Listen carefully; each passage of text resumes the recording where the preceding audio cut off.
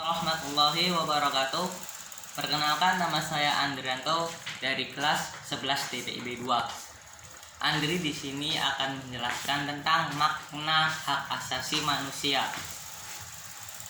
Hak asasi manusia adalah hak yang melekat pada manusia sebagai anugerah Tuhan yang wajib dihormati, dijunjung tinggi, dan dilindungi oleh negara, hukum, dan semua orang.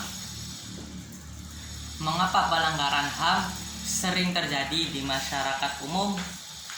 Karena antara lain adalah meliputi ego yang tinggi, kesadaran yang rendah akan pentingnya HAM, kurangnya sikap toleransi, dan juga antara lain penyalahgunaan kekuasaan, ketidaktegasan aparat penegak hukum, penyalahgunaan teknologi, serta kesenjangan sosial. Lalu siapa yang bertanggung jawab untuk mengatasi persoalan tersebut? Ia adalah pemerintah. Maka dibentuklah lembaga penegak HAM untuk meminimalisir terjadinya pelanggaran HAM. Di Indonesia lebih tepatnya Komnas HAM dan pihak kepolisian, namun peran masyarakat juga dibutuhkan. Macam-macam HAM.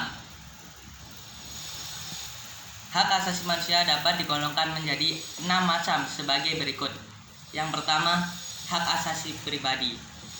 Hak asasi yang berhubungan dengan kehidupan pribadi manusia. Contohnya adalah hak kebebasan untuk bergerak, berpergian, dan berpindah-pindah tempat. Yang kedua, hak asasi politik. Hak asasi yang berhubungan dengan kehidupan politik. Contohnya hak untuk memilih dan dipilih dalam suatu pemilihan. Yang ketiga, hak asasi hukum. Hak kesamaan kedudukan dalam hukum dan pemerintahan, yaitu hak yang berkaitan dengan kehidupan hukum dan pemerintah. Contoh, hak mendapatkan perlakuan yang sama dalam hukum dan pemerintahan. Yang keempat, hak asasi ekonomi. Hak yang berhubungan dengan kegiatan perekonomian. Contoh hak asasi ekonomi ini adalah hak kebebasan melakukan kegiatan jual beli. Yang kelima, hak asasi peradilan. Hak untuk diperlakukan sama dalam tata cara pengadilan. Contohnya hak mendapat pembelaan hukum di pengadilan.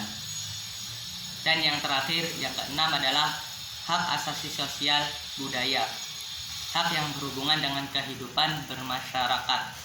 Contohnya adalah hak menentukan memilih dan mendapatkan pendidikan, hak mendapatkan pengajaran, dan juga hak untuk mengembangkan budaya yang sesuai dengan bakat dan minat.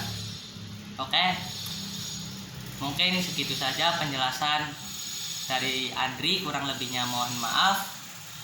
Wassalamualaikum warahmatullahi wabarakatuh.